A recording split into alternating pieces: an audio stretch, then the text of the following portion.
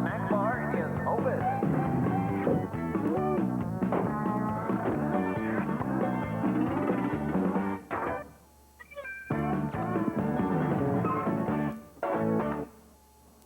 Well, this is a very special night on Drive-In Theater, Basket Case Night, with 3 special events.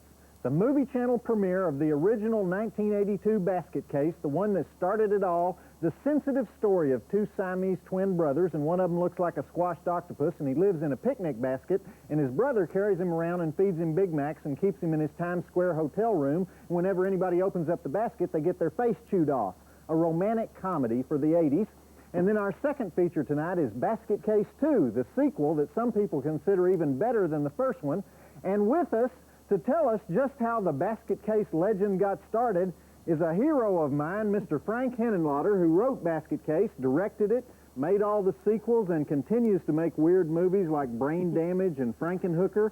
And Frank will be showing us some exclusive footage from Basket Case 3 a little later on. So, Frank, I appreciate the hell out of you being here tonight. Well, I'm glad to be here. Thanks. Okay.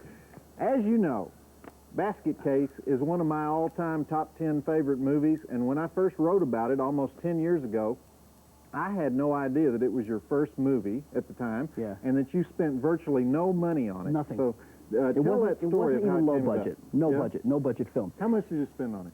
It was shot for $35,000, and there's a shot in the movie where you see where the Irish guy goes into the hotel room, and you see a wad of bills on the floor.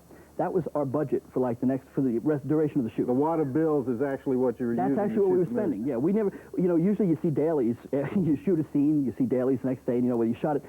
We saw monthlies. We would go there, and we, whenever we had money to develop the film, so we couldn't reshoot anything. You just sit there and just suffer. Well, how did you get the idea for the movie, or how did the project come about? And well, I had run into Edgar before, and I used to do little 16 Edgar millimeter. Ivins, Edgar Ivins, yeah. And I used to do the 16 millimeter home movies. And he said, "Why don't we do a commercial feature?" Which I thought, why not?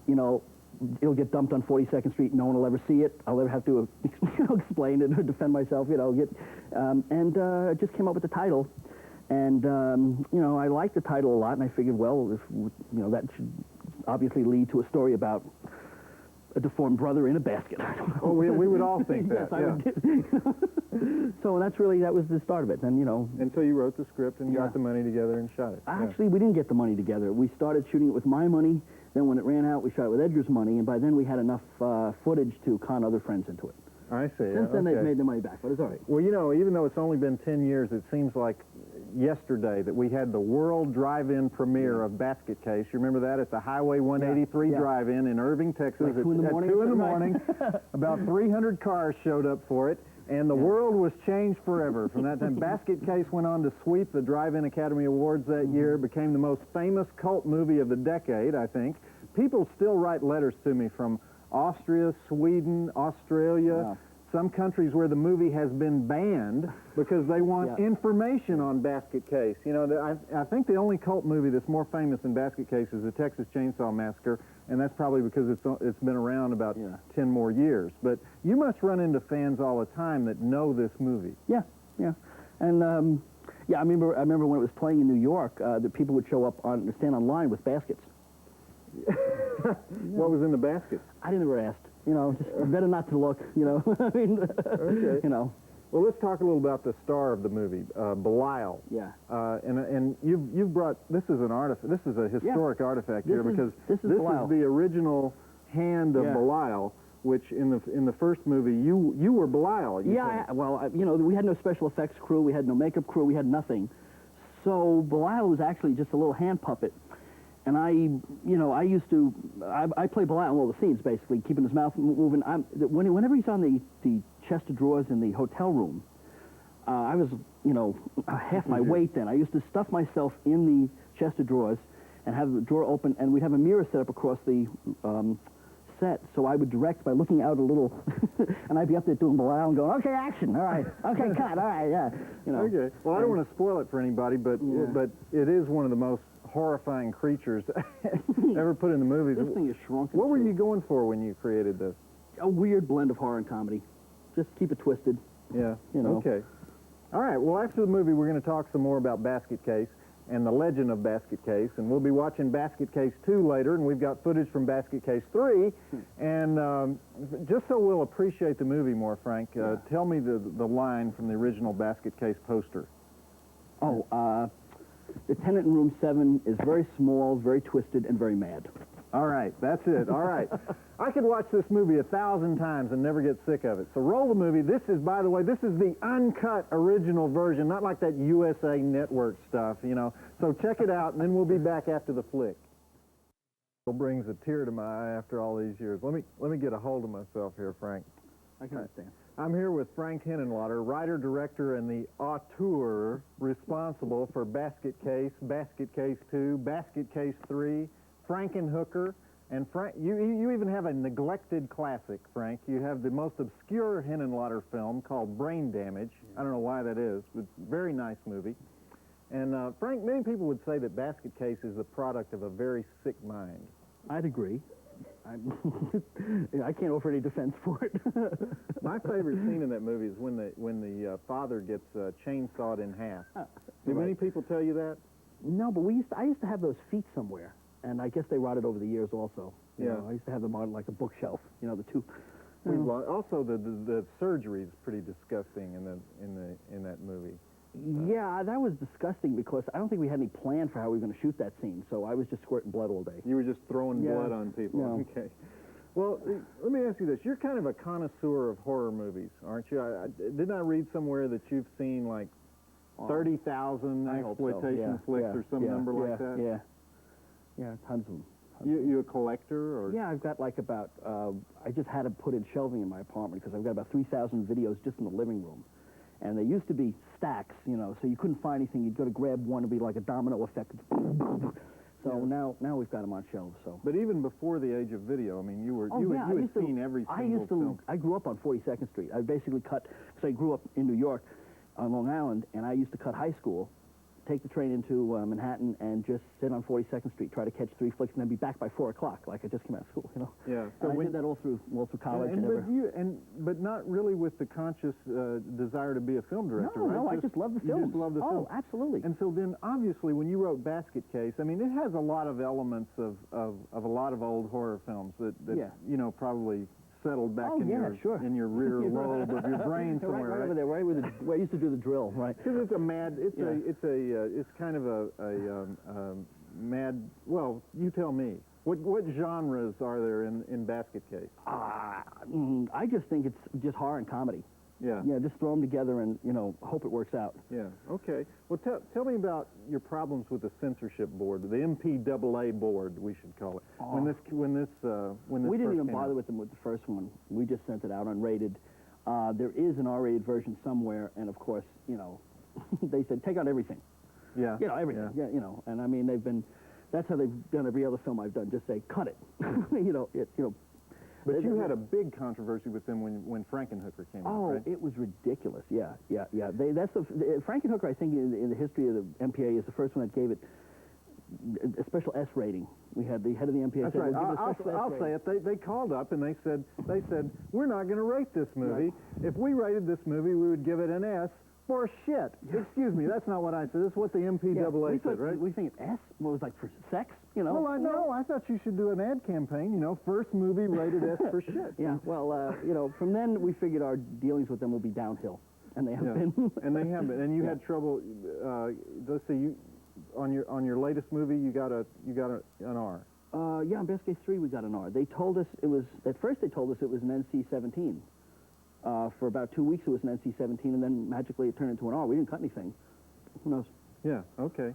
Well, right now we're going to watch Basket Case 2, which didn't come out until 1990. Why so long till the sequel? Well, I also never really planned on doing this for a living, you know what I mean? So, you didn't think anyone would be calling to ask you to do the sequel, you know, I also figured, you know, the story was complete. They die at the end. So I didn't think you could do it. I didn't either. You know, you do it. But it was only when we did when I met Jim Glickenhaus, we did Frankenhooker, and he said, "You got anything else?" And I went, "Well, we can always do part 2. Why not?" You know. And then I didn't know what to do until I came up with the idea of Granny Ruth and the Freaks, and then we figured, okay, now we got a new way of playing it. Let me ask you this: for me and many other people, I think Basket Case kind of summed up the Reagan years in America. And now in Basket Case 2, Belial enters the Bush era, and he's matured. Yeah, he's learned to act out his aggression in safer ways. He identifies the people whose faces need to be eaten before he starts munching on them. Psychotherapy. Yeah, that's right. He's falling in love. So it's a kinder, gentler, horribly mutilated Siamese twin who lives in a picnic basket, right? Slightly more mellow Belial. All right, were you making some kind of statement there? No, I just you know, you just write them and just toss them out and hope guys like you will figure it out. Well, people do read a lot into your movies, though, don't they? Yeah. I mean, you've seen some articles, right, about what your movies represent. Yeah, but if I start thinking about it, it's going to get in my head, and then I won't be able to write anything. Okay. So, you know. Well, I want to ask you about it. They are movies about misfits, outcasts. You know, which I guess most horror movies are. But, well, let me ask you about comedy and horror. It seems like all the great horror movies, since you're a scholar of movies, it seems like all the great horror movies of the 80s were done that way. Return of the Living Dead. Further back than that. Really? I think Psycho is a perfect example of horror and comedy, very consciously. But more horror than comedy. Oh, sure. But once you know what Psycho's about, you see it again. See all of Hitch's brilliant comedy throughout the whole film. Yeah. You know, all those funny lines. Mother isn't herself tonight. She's like one of those stuffed birds. It's earlier than that. Yeah. Well, don't you think though maybe it's harder to scare people today, so you have to make them laugh more? I think everybody's just a bit jaded. So if you can whack them with a double dose, you give them some blood, give them a pie in the face, and combine the two, and then blow them up. I think you got something. Okay. You got entertainment. All right. Well, before we watch part 2, I want to ask you about a few of the actors in this one. Annie Ross stars in this one and in part 3. She's a famous jazz singer. Fabulous. Where'd you find her? Basically, she came for an audition, and I remembered seeing her in Throw Mama from the Train, and she was so funny in that, and I just thought it was amazing. I also didn't connect her right away with the famous jazz singer Annie Ross. I thought they were, you know, so that was great. That's why we have her sing in part 3. And she even sings in part 3. Yeah. And Heather Rattray is in this one, the girl from Mountain Family Robinson and Wilderness Family, the most obnoxious, simpering, white-bread girl next door in America. Interesting choice for one of your movies, Well, Frank. I thought she would give a nice little wholesome touch to Granny's, little zoo. But you have to kill her. Well, of course. All right. And the great Jason Byers is in this one. Jason Evers. Jason Evers, I'm sorry, who starred in the 1959 classic The Brain That Wouldn't Die. Absolutely one of my favorites, which is why I asked him to be in this. I just thought he was just such a, it was such a coup to get him. Yeah, and we can't forget the only actor to appear in all 3 movies, Kevin Van Hentenryck. Did I say that right? Right. As Dwayne. He gets crazier each time we see him in each movie. Yeah. Also, Beverly Bonner's in every film. Oh, okay. She played Casey the hooker in part 1. Okay. She does a little piece at the beginning of part 2, but she's also in every film I've done. Okay. And Kevin has kind of become identified with that character now, hasn't he? Yeah, that's why we had him in Brain Damage on the subway holding the basket. Yeah, okay. Just in there. All right. Well, let's take a look and then stick around because after we watch Basket Case 2, I want to screen that footage from Basket Case 3. So check this out. Unrated, rated R, I guess. This one is rated R. Absolutely. Those MPAA geeks really we didn't have to cut anything for this, though. Oh, really? Okay. No, this is the way we shot it. Well, we'll be right back after the flick is over with previews from Basket Case 3. So, the Basket Case Barfathon continues on Drive-In Theater. I'm here with the creator of Basket Case and Basket Case 2, Mr. Frank Henenlotter, and we're not finished. We have some exclusive footage from Basket Case 3, which just opened in theaters.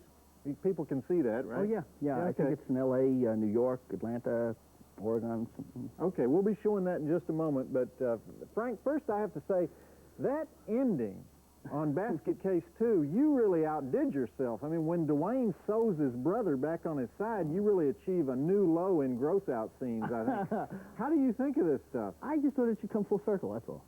It's just a nice little, They should be reunited. Reunited, it was just a tender moment. Okay, not to mention the mutant sex scenes. Yuck! The thing goes on forever. Well, that's because I like the foot jumping in the back. Her foot is like, All right. Well, I want to give credit where credit is due, because as far as I know, Frank, you are the only man making handicapped rights films today.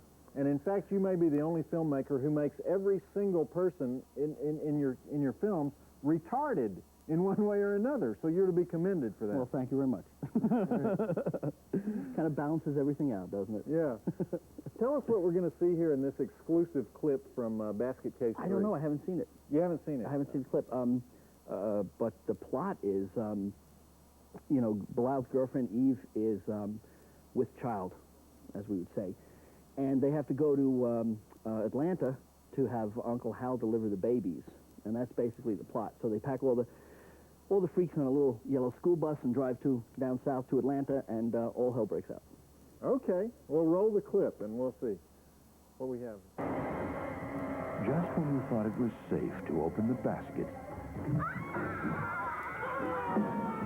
the makers of Basket Case 1 and 2, Brain Damage and Frankenhooker, bring you the continuing tale of brotherly love in Basket Case 3.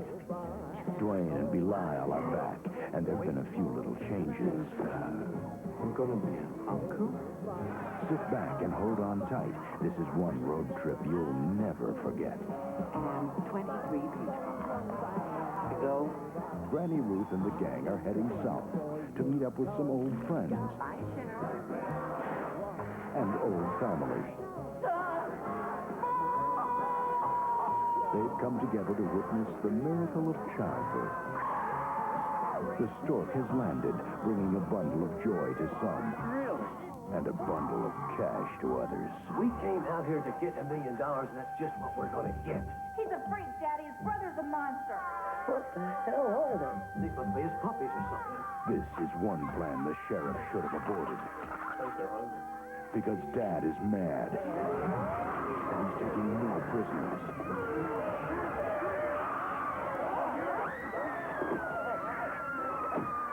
No. The little town of Peachtree Valley is going to have a showdown. You give me Belial, I give you the baby. For Dwayne, Belial, Granny Ruth, and the rest of the family, this is the mother of all battles. The Bradley twins are back, and getting even was never better. This is gonna be some family. Basket Case 3. It's time to build a bigger basket. Oh, and here we are with baby Belial. So, so you kind of have Belial becoming the Terminator. This thing Robo-Belial. is creepy. You have Belial kind of becoming the Terminator and the Sigourney Weaver character in Alien there at the end. I noticed, right? Yeah. Well, you know, he's getting a little sick of just ripping faces off. Now he's, you know. Yeah, becoming even meaner. Yeah. Well, I have to say, I've seen this movie, and the grossest thing in the movie is the delivery of this guy, of baby Belial, and the other 12 baby Belials who come out of Eve on this 30-foot umbilical rope thing that looks like a gooey intestine. And you're the man who brought us that moment, Frank. Oh, so I have to ask you, because I know everyone expects this. I love babies. You do? Here, Well- want to hold him? Yeah, he's okay. He's All right. Yeah, there we go. There we go. Yeah, he does. They do bite. Yeah, it's kind of slimy, too. Yeah, well, it's as is the cast. Will there be a Basket Case 4? No, I think what I'll do is wait 10 years and do Basket Case 2000 and bring the story right back to where it started. Have Dwayne living in a welfare hotel in New York and have him hiding the babies in the hotel who are now juvenile delinquents. You know, maybe even get little leather jackets for them or something. Another little gang. You're serious, aren't you? I'm serious I am with all of these. Why not? You know, and Belial can be making, you know, with one of the strippers from Show Palace or Show World across the way, and, you know, just, you know. All right. Thanks for being with us, Frank. Obviously, we didn't have time tonight for the usual installment of Joe Bob's Advice to the Hopeless. We'll be back with that next week. Our movies next week are Anguish and Deathstalker 3. Have you seen Anguish? Oh, I love Anguish. Anguish from Barcelona horror film. Yeah. And a weird one. But if you want to write to me, request some movies, get a free newsletter, whatever, send that mail to the Movie Channel mailbox, P.O. Box 1264, Radio City Station, New York, 10101, and I'll get back to you. Why don't we give Belial the last word here? If Belial could speak, he would be saying, I never touched Jennifer Flowers.